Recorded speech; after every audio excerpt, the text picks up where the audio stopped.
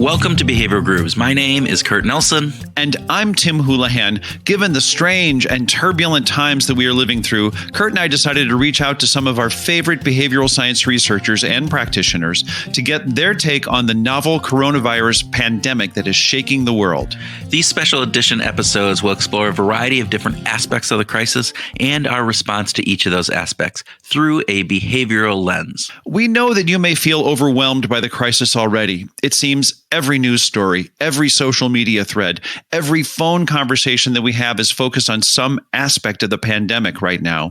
While the news and updated information are essential, we're going to take a different tact. We want to try to understand the science behind our reactions and our behaviors and how science can help us cope and move beyond the current crisis. In each episode, we talk with a different behavioral science expert and get their best thinking on an aspect of the crisis. So sit back, take a deep breath, and listen to our special series on behavioral science and the coronavirus pandemic. Steve Curtis, welcome to the Behavioral Grooves podcast. Thanks very much. Glad to be here. We are excited to have you. Yes. We're very interested in talking about some of your work. And could we just start with sort of an overview, just a little bit of an overview of your work as a neuroscientist and clinical performance psychologist? I came to psychology through neuroscience, and my first work in neuroscience was around the issue of, a lot of it was around the issue of anxiety and brain function, tendency to repeat behaviors, flexibility, plasticity of brain function, all of those kind of mixed together across my grad school and my postdoc experiences. So I came away with a real amazing kind of, I guess it's a recognition of this brain's amazing ability to be flexible and to adjust to the environment. And that was really very unique kind of an insight for me over the years. It's served me really well, I think, to think about the brain as a semi-permanent record of where we've been and what we're capable of. Yeah, you mentioned brain plasticity. And for those who are not familiar with that term, can you give us a quick definition of what brain plasticity refers to? I think most people like to think that the brain is in stone or concrete and it is what it is. But in fact, it's very malleable in terms of function and capacity. And it basically comes to reflect whatever we've lived with. To some degree, certainly the DNA determines our brain's capacity, but it more than you would realize can very quickly come to reflect what the environment is doing and what you're experiencing in the world. So if you play the violin over many years, your brain will come to reflect a very strong left hand motor cortex, lots of complexity there and a very well-developed motor cortex for your left hand, but not your right so much. So pretty much anything we do turns into a reflection in how the brain operates. And I think that for most people is kind of a surprising recognition. So that then was the basis for me then moving in the early 90s into clinical work. And I've done clinical work with people with depression and anxiety and a lot of performance work with athletes and musicians on how to perform at a high level. But all of that brain understanding that I came with to the clinical realm has helped me a lot. And it helps me understand how people are resistant to change and how they have a difficult time making even positive improvements in their life. Well, where do you see that in the brain? We talk about in behavioral science, we talk about status quo bias as being such an incredibly powerful aspect of the human condition. But you see this in the brain as well, right? Well, there's this balance between the capacity of the brain to be malleable versus its capacity to be support very repetitious thoughts and behaviors, which we tend to prefer. But I would say it's semi-plastic in the sense that you can create new brain connections with new behaviors And over time, I guess the real plasticity comes as you repeat something. If you do the same behavior, the same thing over and over and over, just like the violin player with the left hand, you're creating more synapses, and the synapses become more efficient with use. That's what we call Hebb's law. A guy named Donald Hebb recognized that back in the late 50s and 60s, that the more often you light up a synapse in the brain that connects the neurons, the more efficient that synapse becomes. So it doesn't take as much energy, as much blood flow or oxygen to fire off that synapse the next time. So in a real sense, it becomes a preference for us. We're going to behave into the future in the next 10 minutes. Our bias is to repeat what we've done in the past simply, I think, on the basis of Hebb's law, reinforcement potentials that can come in and change the equation as well in terms of favoring a behavior that gets us reinforcement. But at the very synaptic level, down there way at the very basis of how neurons talk to each other, there's this increase in efficiency, which I believe very strongly biases us toward repetition. We're really good at repeating. Yeah, is that what lends itself into habit formation then as well? Those strengthened synapses in the neural networks that are reinforced over time so that they become automatic, as opposed to having to use your prefrontal cortex to really think through what you have to do? Very much. And the lower brain in particular stores those repeated behaviors, and we don't need prefrontal every time engaged behavior. About 95% of what we do is pretty much what we did yesterday. So creativity is a challenge. I mean, we really have to be in the right conditions to engage in creative thinking, creative behavior, even just basic new behavior of trying to brush your teeth with your left hand or your offhand is probably going to be dangerous. It can take a while to learn anything that we're not used to. So you and the older we get, the worse it is.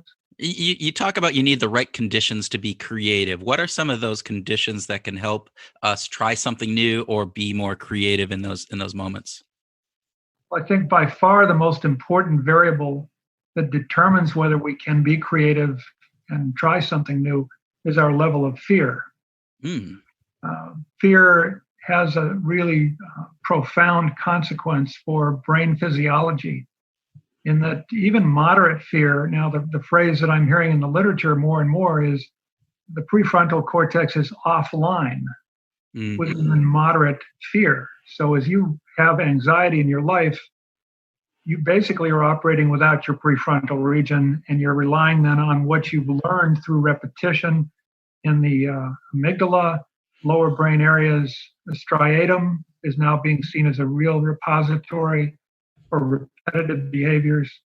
So once you've gotten rid of the prefrontal region because of, I think, blood flow and inhibition from amygdala, get rid of that prefrontal, you really don't need it. If you're being threatened, you don't want to stop and contemplate. You want to run or fight. Mm-hmm.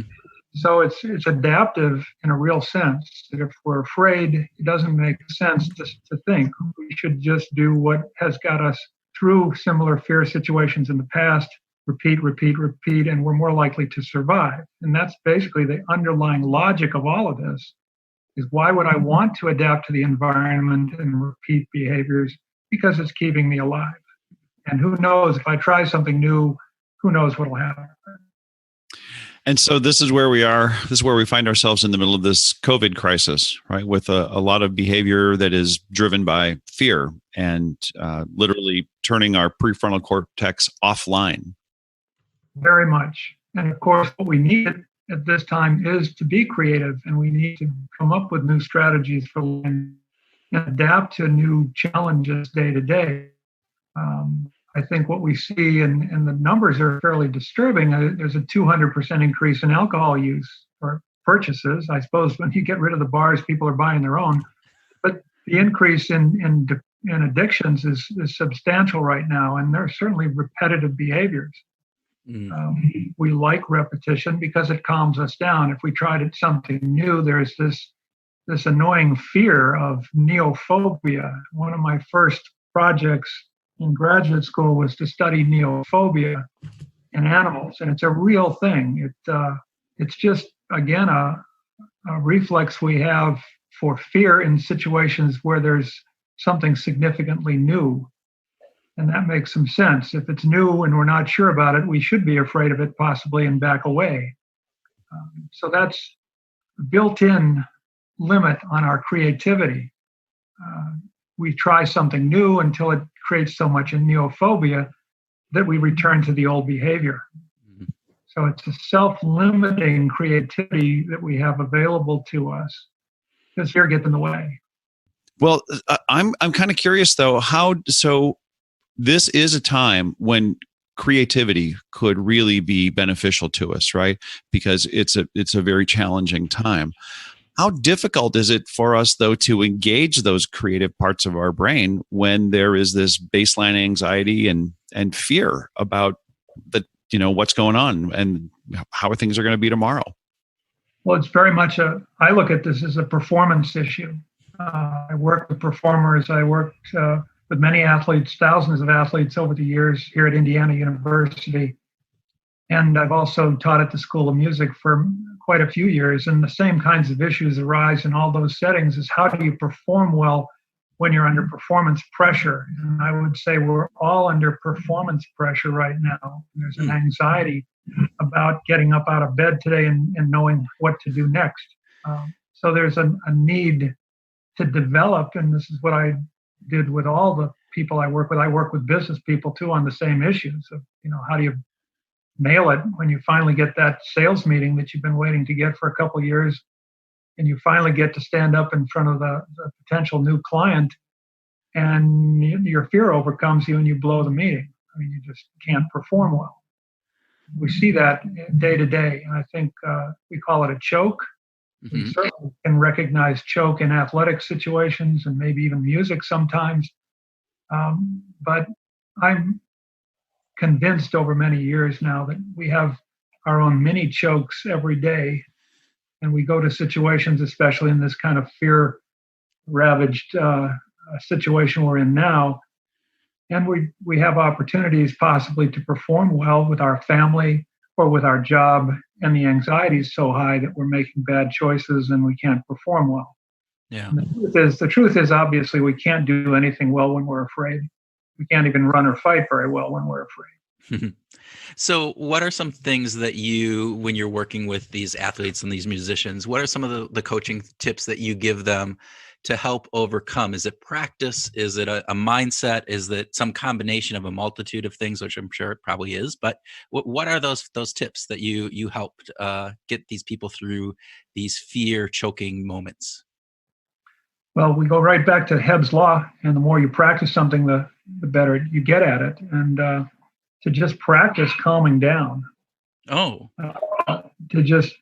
To learn it and relearn it and repractice it and build it up so that it's a really strong habit available to you, and you can choose to be calm whenever you want to be. So I work with PGA golfers, and if they can't play on Sunday afternoon, they can't be out there. So it's a requirement in that kind of job that if you can't control your fear, you can't perform. And I think it also applies certainly to first responders and the doctors and nurses who are living with constant fear of their own health in these emergency room situations, that they can't think clearly and make good choices and judgment. Their fear overcomes them. So people who live with lots of stressful, fearful situations in their lives tend to learn how to calm down. But for most of us, it's a skill that really has to be practiced. Yeah, so it's not practicing the skill per se, particularly given that this is such an unknown, brand new novel coronavirus, and the response that we've had is unprecedented. So at this point, it's practicing actually how to become calm, and if you can practice that calm, it doesn't matter what the situation is. You can get yourself back into that calming state to then allow yourself to be perform better in whatever situation that is. Is that what I'm hearing? Right. I think that a lot of times it's like an insight issue. Well, I know I shouldn't be calm. And when I get to that situation, I'll be calm because I'll calm myself down. But if you haven't practiced it 1,000 times, then it's not a benefit to you, and you think, well, that didn't work. And then, of course, if you're not paying attention, you drink 3 cups of coffee and you're out of the ballpark anyway. So it seems so intuitive to say, don't worry, you've done all the work practicing your instrument or the tools you're using while you're playing your game, but to practice calming down just seems like such a brilliant piece of advice that is so overlooked. We can do it when the conditions are right. You can decide to calm down when you're sitting on your chair in your house and you can relax, and you know how to relax. But do you know how to relax when the spotlight's on you and you've got a 12-foot putt to win the tournament? Yeah. So it has to be a really strong habit. It has to be very well developed, or it becomes a disappointment and choke happens very quickly. And so I don't encourage performers of any type to get into situations that they haven't fully prepared for, because they're very likely to choke. I think many, many musicians and athletes stop playing sports or music in their preteen years because the anxiety is so uncomfortable. They don't associate this whole experience with a positive outcome or benefit. And it's more negative, so they stop playing. And maybe they had a lot of talent. I had, even at this graduate level here at Indiana University, we have a great school of music, great performers come in here. But and they only have 3 or 4 times to perform a year, which is sad. They should have more performance opportunities to learn how to perform. But when they do get a performance opportunity here, you can get the best violin players that they're coming out of secondary schools all over the world. They come here, and if they can't perform under pressure, then they crash and burn and they leave the school, and their single best thing they do in the world is lost to them. Yeah. It's very sad to see. But on the other hand, once they can learn how to calm down, they can manage their nerves. It's like a speed bump in their career. I think of it as a minor thing. But once you learn how to calm down, then you have the capacity to be in the zone. And if you can't be in the zone in athletics or music, people don't want to watch. One of the things that involves creativity in your work and performance is this idea of the importance of creating the ideal or being able to visualize. You talked about visualization, right? Visualizing the ideal is a really key part of this. Is that correct, Steve? Well, we all operate, moment to moment with expectations of how the world should work and how we should perform. So in a real sense, we have an ideal expectation for how we're going to walk down the stairs. And most often we get close to that and we make it to the bottom of the stairs. But we have this expectation for almost everything we do. And most of the things we've done before. So we already have like a template in the brain of what it's supposed to look like and feel like. And we try to match that template. Okay, I'm going to make toast this morning. Well, here's how I make toast. Now how to come out, well, it's okay. We live with that kind of ideal, if you will, expectation. Those exist as neural networks in the brain. So we have an ideal of what it should look like. We can imagine a good piece of toast, and then we try to match that with our behaviors. Now, the larger issues of ideal, which we use the word ideal most often for, are larger expectations of the best possible. Now we can talk about the best possible piece of toast, or we can also move up to the level of the best possible life we might live. And I work with a lot of people, and athletes and musicians included, on if everything could work out in your life as well as it might, an ideal outcome for you over the next 10 years would look like what? Where would you be? What would you be doing? Try to imagine what that would consist of. So that is special. That's different. We set ideals and expectations for day-to-day behaviors with a different part of the brain. But the big goals that we set in our lives tend to light up an area that we have that animals don't have. It's called the frontal polar cortex. And it's distinctive to human beings. And it allows us to be idealistic. And it allows us to be rational. I don't want to say it just happens in frontal polar cortex, but it certainly involves frontal polar cortex, which even though the great apes have almost none of of this capacity. And it's almost like we're burdened with this brain area that really wants to light up. We want to be inspired to have some high aspirations in our life. And sometimes we have that and sometimes we don't. I think it's a key element for mental health generally. If we have an aspiration, gets us out of bed in the morning, gets us excited every morning, we're moving towards something. It's when I ask people what's the best time in your life, they go back to some time that was hard. They were in law school or they were going through some sort of a physical training for cross country or something. They go back to some part of their life where they were being challenged and they had to perform at a very high level. So that's the ideal expectation element here, is we have the capacity to set a large goal and go do that thing. And I think the key here is that if we can set a large enough goal, then we somehow, and it's an interesting brain hierarchy here that's involved, you can light up the polar cortex. It doesn't always light up. It just lights up when there's some large benefit that's perceived in the environment, or we can imagine. You can imagine and see a great new benefit that you're going to get. Okay, if I get that promotion, then I can buy the new house and I can get the new car. And you can imagine what it's like to get the email or get the communication that you've been promoted. You can imagine that. It's like it's a special case that allows new behavior. I've talked about the power of repetition. The exception to the rule of repetition is new behavior that's in the name of a large goal. If it's not a large enough goal and the frontal polar cortex doesn't light up, it's like, oh, gee, I'm going to lose a couple pounds. Like that. But if you say, I'm going to lose 50 pounds so I can count with 3 of my friends in June, now you've got something that's worth talking about. And that qualifies then as a large goal, as an ideal goal. And that then allows you to get up after dinner. Instead of eating ice cream, you're going to do the hiking around your neighborhood that gets you in shape to go to Mount Kilimanjaro. So most people, when they set goals in their life, they don't get there. They don't get started with them and sustain the behaviors required to be successful. They can't sustain those because usually the goal's not large enough. If you have specific large goals, it's much easier then to use those to your advantage in this way.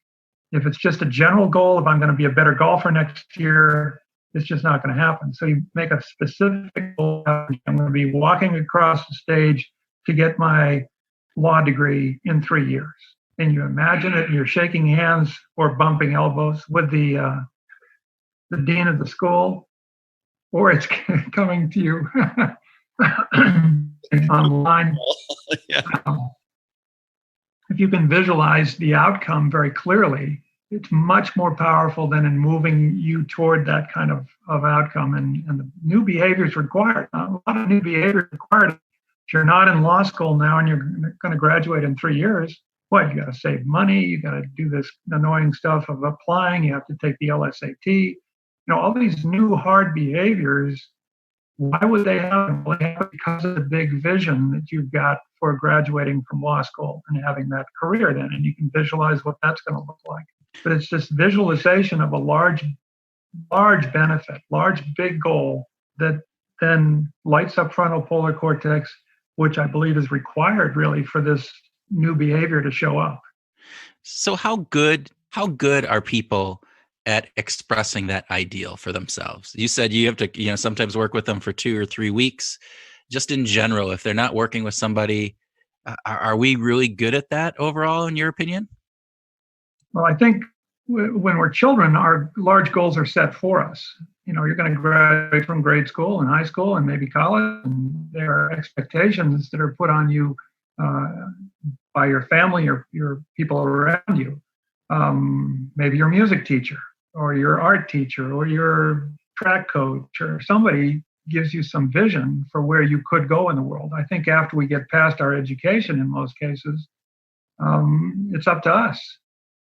And people are often not very good at looking into the future and deciding what they want to accomplish. And I've read that the most successful people in the world think and visualize 20 years ahead.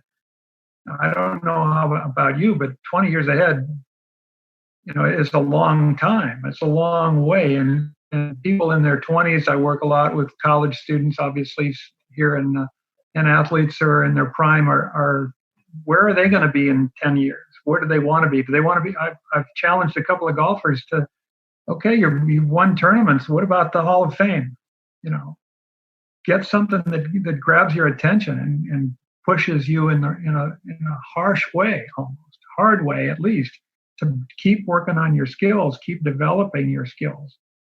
Then, Hall of Fame happens. It doesn't fall into people's lap. They get there because they expect that it's going to happen. You can't imagine it. It's very unlikely to happen.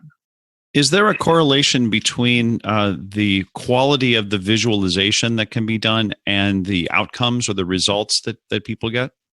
Yeah, the brain, again, is key here. And the more brain you can incorporate in your visualization, the more effective it's going to be in driving your new behaviors. So if you can imagine the writing of winning the U.S. Open and just written on a piece of paper, that's not very powerful. But if you can imagine you're walking up the 18th fairway and the crowd is going crazy and they're handing you the trophy, and the check is showing in your bank account, that you can hear the crowd and smell the crowd. I don't know, but the more sensory input that you can bring to the visualization, the more powerful it is, because it involves more brain tissue and more mass action there. The whole brain can get involved in visualizing something. And that is very compelling. And of course, when you lay down that network of firing pattern, then every time you think about the US Open, you can resurrect that same experience and that same sensory experience and cognitive. So that the more brain you bring to the visualization, the more powerful it is in moving you in that direction. So it works almost as a motivator, right? When you're firing those neurons and those synapses are getting reinforced all the time by that visualization, that keeps you motivated to continue doing the practice that you need to do in order to get there. Is that one of the benefits of that visualization? Right, the hard work. Now, again, it's a distinct anomaly, I suppose, in day-to-day brain activity that we come up with a big goal. It's not very often that we sit back and decide what we're going to do for the next 10 years. So it is a rare thing. Other areas of prefrontal tend to direct us in our, what are we going to wear? You look at your closet, you decide what you're going to have for lunch. All those visualizations and imaginings happen without much vision. It's just kind of more driven by habit. So this is a distinct, rare event in our lives that we really commit to some large goal. It does have this power then to allow new behavior, which is key. I mean, if you can't get started on building your skills, you're not going to get to the US Open. Showing up at the practice range early and leaving late and doing the extra work so that you are the best golfer. If you're not the best golfer, they won't hand you the trophy. So you have to have the skills. And I work with kids on very defined goals then when they're playing golf. Just hit targets, only focus on targets, become very specific on what you want to accomplish. Give yourself scores for how accurate you are. Let's really define the goal very, very distinctly. I mean, if you're the most accurate golfer for 4 days out there, they hand you a big check. Very simple. You don't have to beat anybody. You don't have to do anything special. If you can hit targets and pick smart targets, the game becomes pretty easy. But that's the way it falls in line and behind the expectation that I will be a great golfer and I will win the US Open. The ideal then drives the hard work to get there. Yeah. So Steve, tell us a little bit about some of the market research. Well, we use the same survey and we use the same strategy of ideal and real.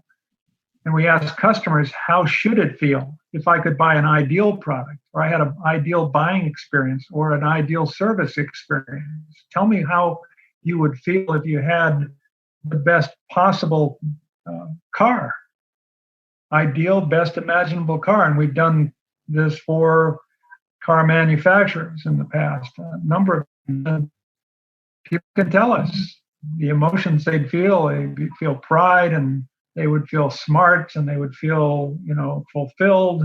All these emotion words show up when they talk about the ideal buying experience for an ideal car. It's easy for them to imagine. And then you can ask them, well, how do you feel when you bought your current car?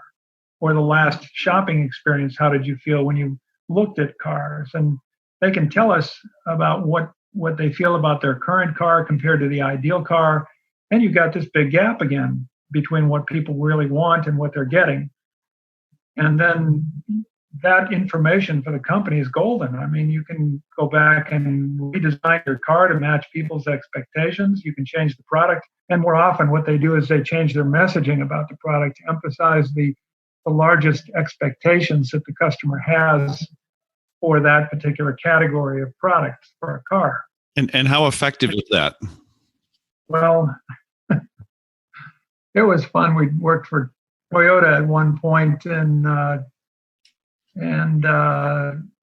we gave them some data that said, basically, these are the requirements for an ideal car, an ideal truck. They were selling the Tundra truck, and we surveyed and compared lots of different cars and different truck brands. And we came back and said, here are the qualities that you need to emphasize when you talk about a 2-ton pickup truck. And they took those and took them to their ad agency, and they came up with ads that more than doubled the sale of their trucks in 6 months. And the ideal, the aspiration of what it is people want in a pickup truck was all we delivered to them. And it's really all that they considered when they made these ads, and they rang the bell. And what's going on there, let's harken back to the brain science a bit, is again, you're finding out what the idea is. And if you give a person who's a potential pickup truck buyer, you give him an ad that rings the bell on his ideals of what the ideal truck should consist of and look like and feel like. If you give him that and you ring the bell with the frontal polar cortex, then this new buying behavior, again, it's new behavior. Maybe they certainly haven't bought this truck before. It's a brand new truck, and you want them to engage in new buying behavior. Well, new buying behavior is not going to happen on a whim or a slightly, gee, that's slightly better than what I've got. You got to ring the bell and say, this is the ideal truck. I found it finally, and that's going to get them out of their chair and head for the Toyota dealership. And ideal, again, is we can be dragged around by our ideals. That's really what's going on here. And in the marketplace, ideals are tremendously powerful. But most companies only ask about their product. They don't ask about the ideal expectation that the customer has for that product category. We worked a lot for Hallmark cards. What's the ideal card shop experience? Well, people have very clear understandings of how it should feel. And then there's a gap between how it should feel and what the Hallmark store feels. Now, they get pretty close to defining the category. So it's pretty close between ideal and real, but there were still very significant gaps between what their loyal customers wanted and what they were delivering. And it allowed them to tune up their shops, tune up the product lines that they were carrying, and make them more ideal. And the more ideal you are, the more you sell. It's we have very high levels of predictive validity. And predictive validity is that golden statistic that says, if you take action on what you learn, do you move the dial in the right direction? And we have a qualitative survey. We do it quantitatively with thousands of people online. There's no other instrument we know of that comes close to delivering any predictive validity on qualitative data. I mean, you do focus groups or interviews, there's nothing quantitative to really gather there. It's very hard to quantify focus groups. But rigorously quantified, it gives you very clear gap analyses between ideal and real. And you take action to close the gap, and gee whiz, you sell more stuff. That's all I got to say. That's perfect. It is that simple. Steve, thank you so much for joining us on Behavioral Grooves today. Yeah, we appreciate it. Very happy to be here. Thanks very much. Welcome to the special edition grooving session where Tim and I groove on some of the ideas and concepts that were inspired by our conversation with Steve. All right, Tim, what inspired you? I got one word for you, son. Plasticity. Plasticity. Plastics are the future. Plastics, right? Exactly. The Graduate, when Dustin Hoffman's getting the lecture on what to do. Yeah. No, that's not the plastic we're talking about. What kind of plasticity are we talking about here? Neuroplasticity. And what is neuroplasticity? That the brain is malleable. How wonderful is that? That we have, of course, that's why we are where we are as humans, right? Because we are malleable, because we grow, because we change, we adapt, we figure stuff out. And I think that that's pretty cool. And I loved how Steve talked about that. Really, really loved how Steve talked about neuroplasticity and the benefits that it has to us as a species and to us as individuals as we go through our lives. Well, there was a point in time where behavioral scientists thought that after a certain point, your brain was pretty much formed, and that was it. That was your person. You were stuck with your personality after mid-20s, and a whole bunch of other factors. And what they've come to realize, and neuroscientists have been key on this, is that is definitely not true. That the synapses within our brains are constantly realigning. They're getting stronger and weaker by use and non-use. Variety of different connections are still being built.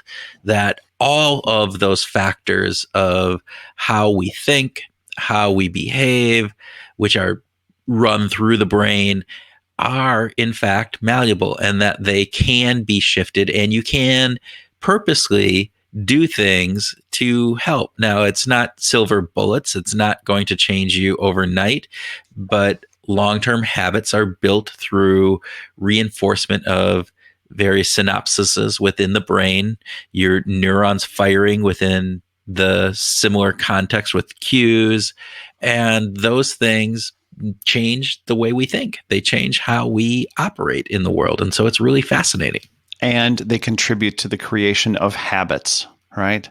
This is amazing that as our brain changes, the synapses change, the connections, the neurotransmitters making these connections change from experience to experience. The more that we do those specific things that we love or want to do or just kind of get in a rut doing become our habits, that our brain literally changes around what a habit is versus what's not a habit. I thought that was fascinating. Yeah, and it's really interesting. I was just reading some recent research on this, actually reading Behave by Robert Sapolsky. Sapolsky. Fascinating work on habits and the way that the neuron transmitters get reinforced there, and how they start off in the prefrontal cortex, but as a habit builds, actually those synapses in your amygdala are actually creating some of those firings. So it's more of the core part of your brain, the more reptilian automatic response of the brain, where some of that gets transferred into. So it frees up your prefrontal cortex to be thinking about things that require you to think about it, as opposed to those automatic response habitual factors that we do. Yeah. It might be worth just noting Hebb's law. That was unfamiliar to me, and the importance of how those synaptic connections are literally in the physical, very physical and physiological world of creating habits. I thought that was very cool too. Yeah, you get stronger. The more that you use a synapses, the more that you light it up, so to say, the more efficient it becomes. You make sure you're actually strengthening them, so that the electrical current and pulse that goes through them is faster and easier to do, and thus makes it more efficient. Last comment along those lines is it reminded me of how Cara Vera, when we talked to her, from the Australian government, was really big on letting us know that neuroscience is undervalued. And Steve did a great job of reinforcing that without actually having something to promote. He was just saying, we're kind of missing. Behavioral science in general is lacking a dedication and a commitment to the integration of neuroscience that could really benefit all the work. And I realize it's hard. It tends to be more expensive. It's more difficult. Yet, wow, there's so much to learn there. Yeah, well, and he was a neuroscientist first before he became a psychologist. Fair enough. he brings a wealth of information on that. And I think, to your point, the more that we know about that, the better off we will be as behavioral scientists, because our behavior is driven by those connections in our brain and the way the brain is wired and the way that the brain functions. We know that, but we don't know exactly how, and we don't understand all of the nuance. I mean, the vast sheer number of connections that we have between synapses in our brain is billions upon billions, and there's no way to even start to be able to map that. But the better we can understand how it works, the more we're going to be informed of how we can drive positive changes that we want, and how we can control either positive or negative behaviors that we want to elicit or we want to stop. So, yeah. So what else caught your attention, Kurt? He talked about how fear inhibits creativity, and just this idea of how much fear and stress has a negative impact on our ability to think clearly, and, as he said, take the prefrontal cortex offline. Yeah. We respond automatically. We have less blood flowing into our prefrontal cortex, and we get all of these elements that we just fall back on the amygdala and our fight and flight and a variety of other factors that come in. And particularly as we think about the times that we're living in right now, that has a lot to be said for, I think, much of the reactions that we are having, both as individuals, but as communities and societies overall as well. In this discussion, Steve brought the term neophobia to us, which I thought was terrific. And he went on to say that we can't do anything well when we're afraid. We can't even run or fight. So like this whole idea that fight or flight is supposed to be this automatic system one thinking, of course it is.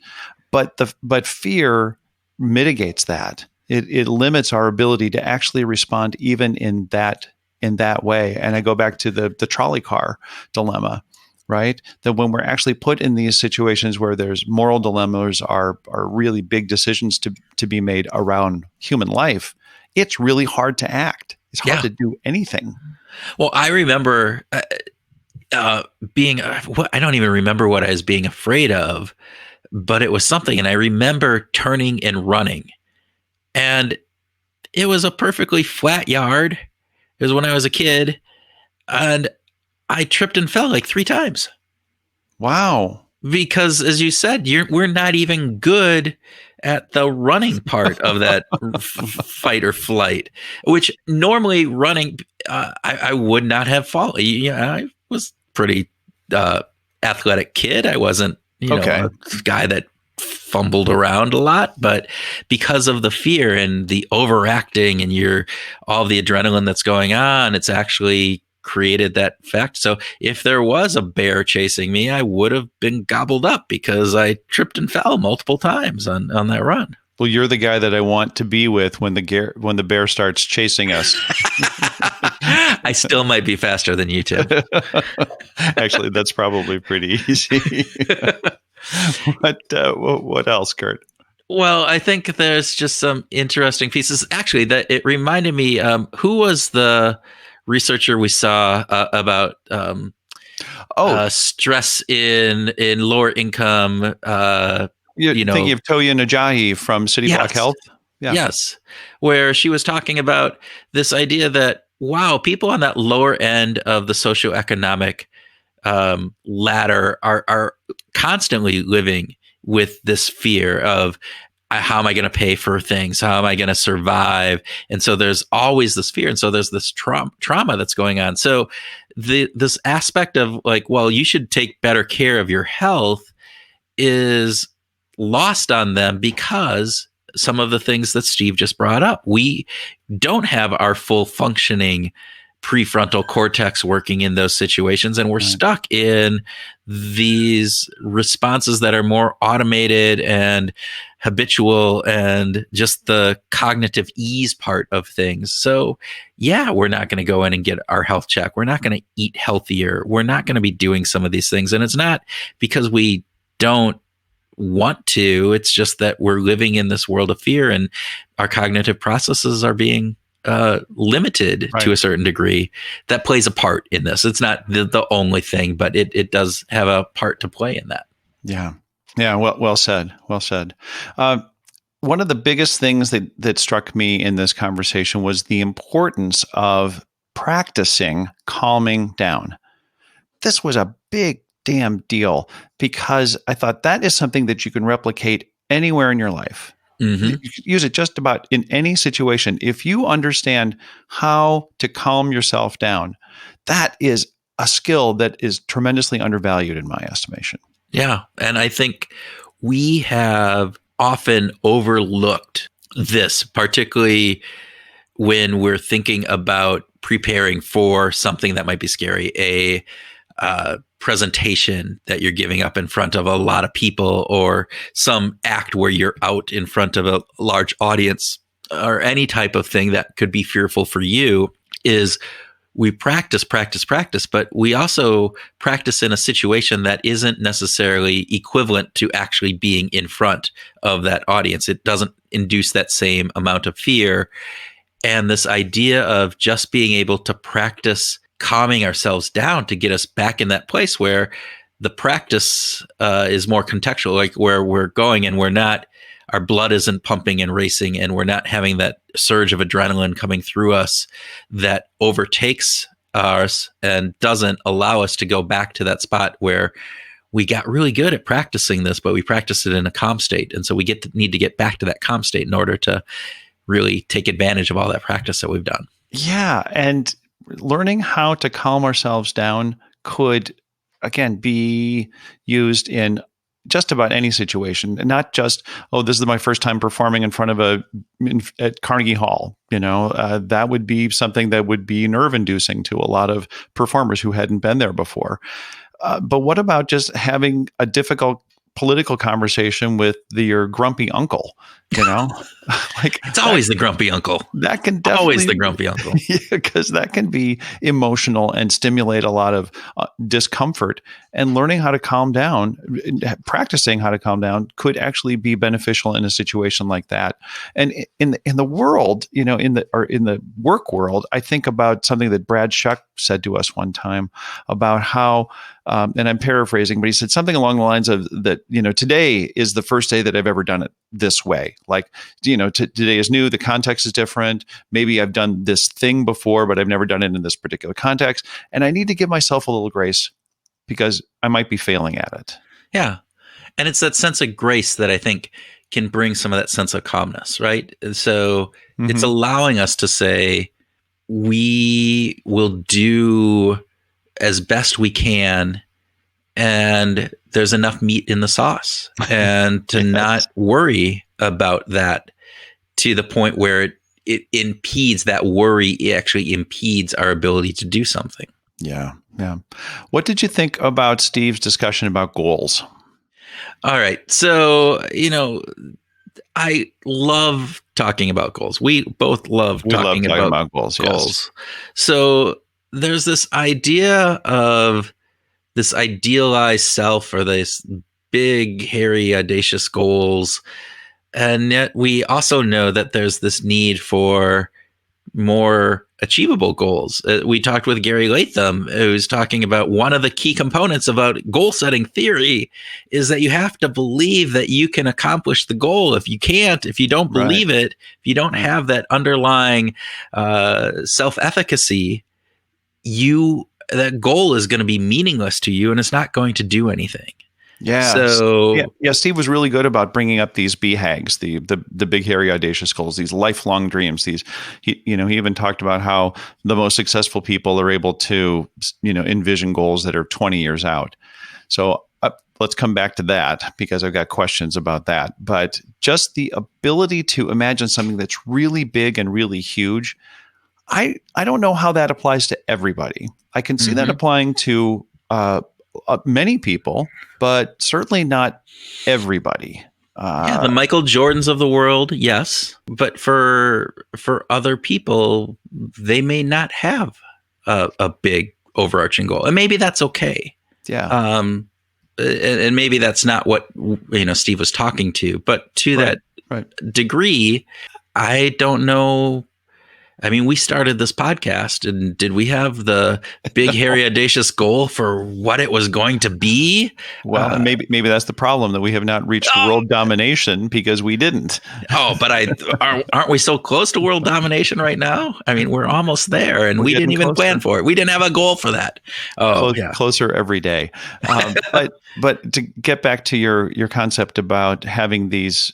Having a mix of the big, hairy, audacious goals, and then something that I like to refer to as bricks. We need to be thinking about the small goals too, the short-term goals, the things that are short-term achievable to help put fuel in the engine, to help give us that sense of, I am making progress, right? Yeah.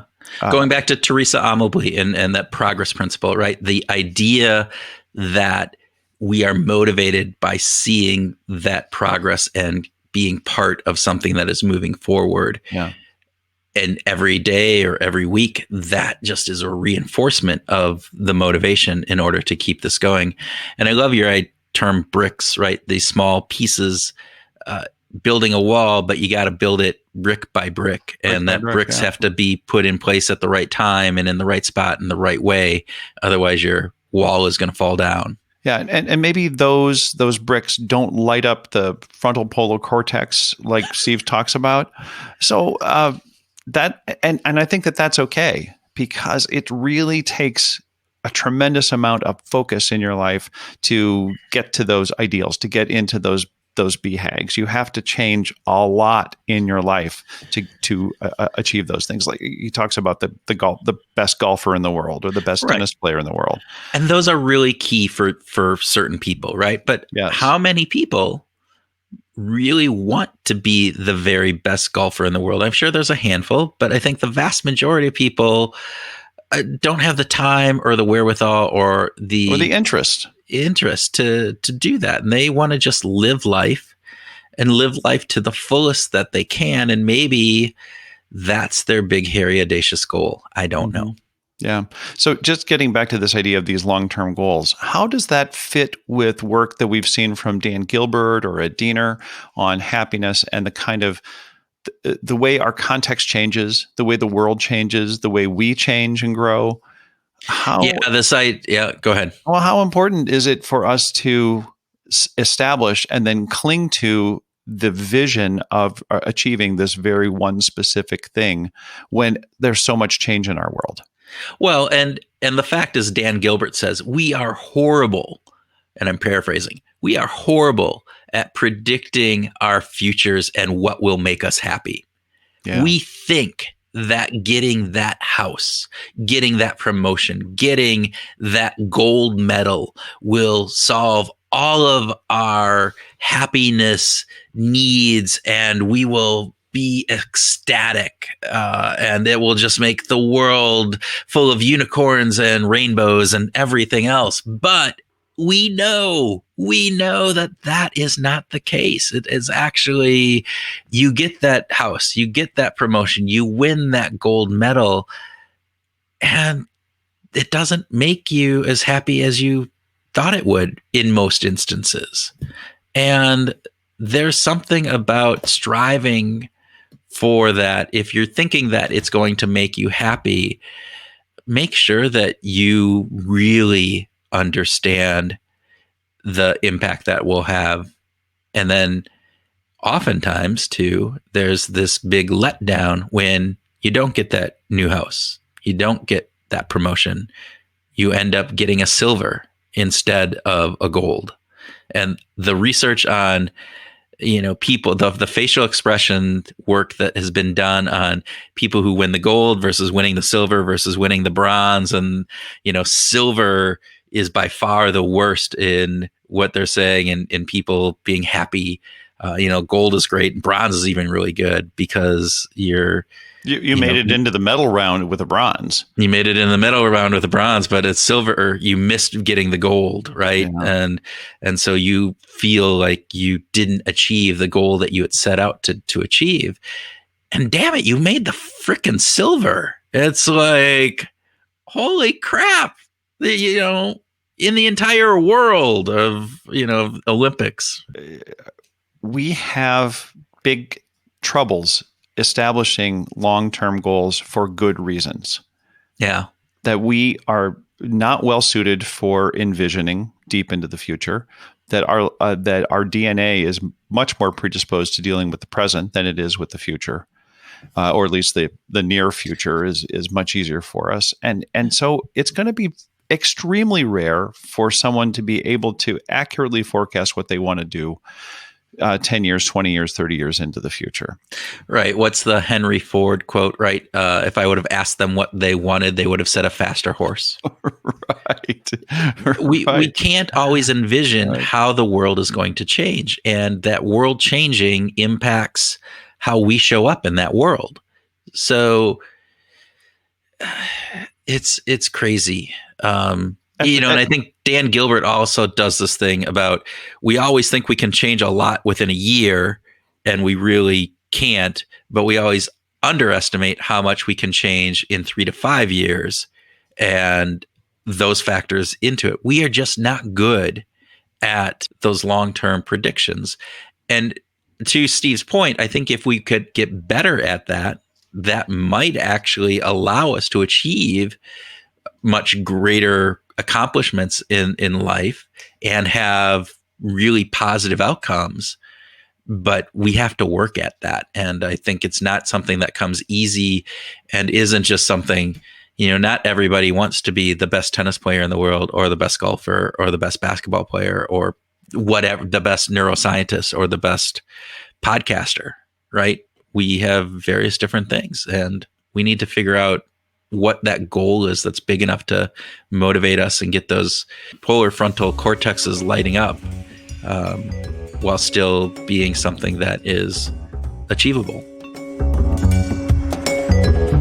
Thank you for listening to the special episode of Behavior Grooves. We hope that you found it interesting and insightful. If you liked it, please let others know. We think that the topic is important, and maybe we can help in educating people about how behavioral science can help us all out in this current craziness that we are going through. Also, please let us know if you have any thoughts or ideas that would be helpful or that we could share. You can reach us through the Connect tab on the Behavioral Grooves website at www.behavioralgrooves.com, or through Twitter. I'm at T. Houlihan, and Kurt is at What Motivates. We really do love hearing from you, and this topic is one that spurs lots of emotions and thought. As part of our mission, we want to expand and inform the community of people who think about positively applying behavioral science to life. One way that happens is through leaving reviews.